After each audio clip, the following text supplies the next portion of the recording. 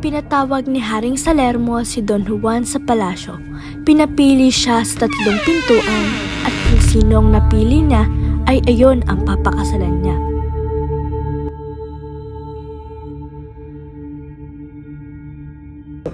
Nang dahil sa iyong tapat na pagsunod sa aking mga kahiling, Prinsipe Juan ay aking pinapayagang pumili sa aking 3 anak upang gawing asawa. Ngunit ang kanilang kamay lamang ang iyong makikita mula sa mga pinto. Kapag nakapili ka na, kahit sino man ang iyong napili ay papayagan ko kayong ay ikasal na. Hindi batid ni Haring Salermo na napakinggan ni Doña Maria ang pag-uusap nila ni Don Juan.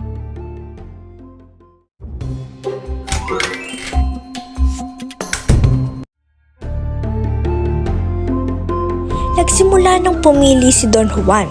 Laking gulat ni Haring Salermo dahil napili niya ang pinto kung nasaan si Doña Maria. Narito ang aking napili. Mahal na hari, ito ang 3 pinto.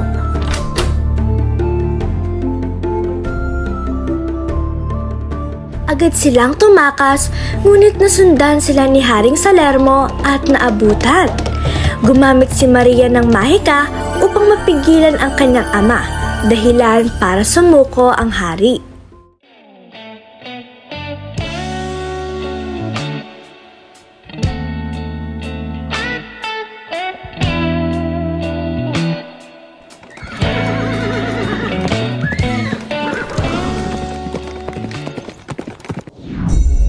Samantala, galit na isinumpa ni Haring Salermo si Don Juan. Sinusumpa kita, ang iyong minamahal na si Juan ay tiyak nang malilimutan ka kapag tumating sa Berbanya at patingin sa ibang babae.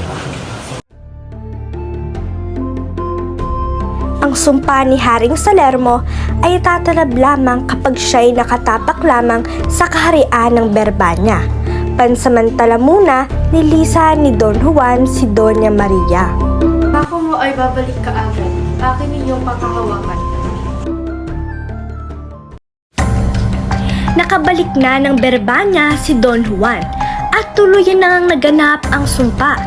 Nalimot niya si Doña Maria at ipinasya ng kanyang ama na ipakasal siya kay Doña Leonora. Gamit ang mahika ni Doña Maria, napagtanto niya na tuluyan na siyang nalimot ni Don Juan. Ngunit hindi niya alam na dahil ito sa sumpa ng kanyang amang hari.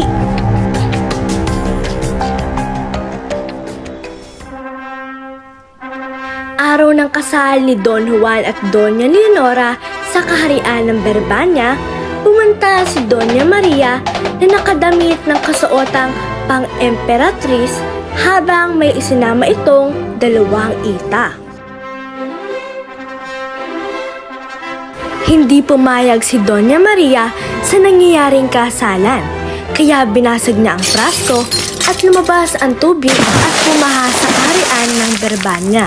Sumayaw ang mga ita at nagpakita ang mga pangyayari noon kay Don Juan at Doña Maria noong sila ay nasa kaharian ng De los Cristales at bumalik ang alaala ni Don Juan. Ba talaga matandaan ang iyong tunay na minamahal, Don Juan? Kung gayon, ay mas mabuti na lamang na mamatay tayong lahat. Dito, gugunawin ko ang buong Berbanya. Maria, ikaw nga ang prinsesang aking hirang na naiwan sa mayon. Ikaw nga at hindi iba ang aking sinisinta. Kasalanan ko ang lahat. Ang iyong lungkot at kalumbayan ay ang aking kasalanan. Ako ang may tunay na sala. Kung ikaw ay may galit sa akin, sana'y ako'y mapatawad. Sa kanya ako magpapakasal, hindi kay Leonora. Hindi ako papayag. Ako ang nauna. Ako ang may mas karapatan. Iwan ko ang lahat para kay Juan. Naging taksil ako sa aming kaharian at sa ama ay naging suwain para lamang sa pagmamahal ko kay Juan. Ako sa lahat para lang sa aming pagmamahalan. Si Maria ang tunay na nasa puso ko. Kung papakasalan ko si Leonora, ako'y mapupuno lamang ng lumbay. Hindi lang dahil sa nawala sa akin ang totoo kong minamahal, ngunit din sa magkakalayo kami ng loob ni Pedro. Siya ang tunay na nagmamahal sa'yo, Leonora, hindi ako.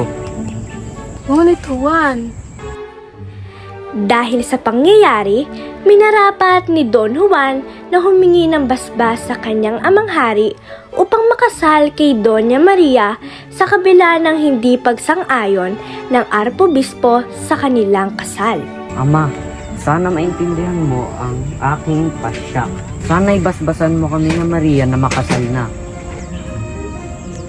Naiintindihan ko ang nais mo, parating aking anak. Inibigay ko ang basbas ko sa inyo ni Maria. Ngunit sino ang magmamana ng aking trono? huwag po kayong mag-alala. Mayroon pa pong naghihintay kaharian kay Juan at iyon ay si Reymo de los Cristales. Ngayon, ang aking tapagmana ay ipapangalan ko na si Don Pedro.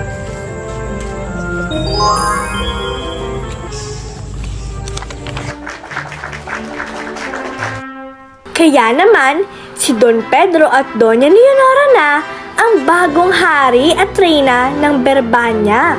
O sige, pagpatuloy na ang kasiyahan.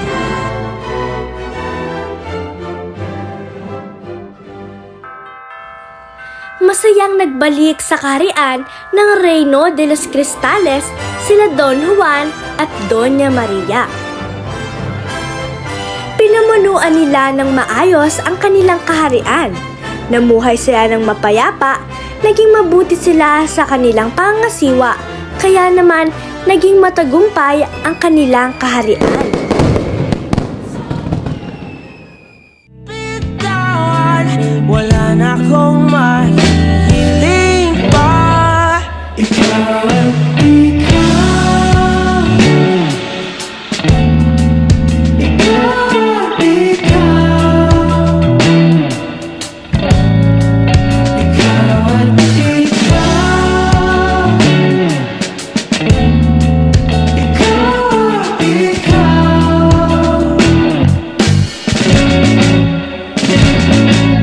Di maikukumpara, araw-araw kong dala-dala pa po. Ritong panalangin ko'y makasama ka sa pagtanda. Ang hiling sa Diyos na may gawa, apelido ko'y maging iyo. Naglakad ka ng dahan-dahan sa pasilyo tungo